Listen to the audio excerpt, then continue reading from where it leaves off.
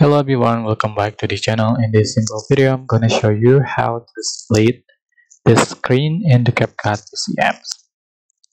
So first, select two videos or two photos that you want to edit.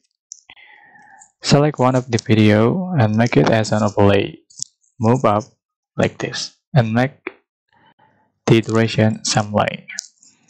So usually I use the maze to split the screen. So you can select the overlay and then select split.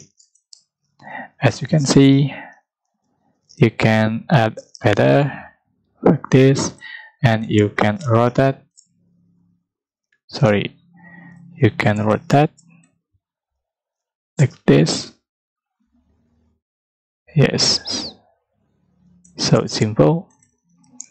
That's how you can split the screen using mesh in the CapCut PC apps. I hope this simple tutorial was helpful for you guys. Don't forget to like, comment, share, and also subscribe to the channel if you haven't done it already. So thank you so much for watching.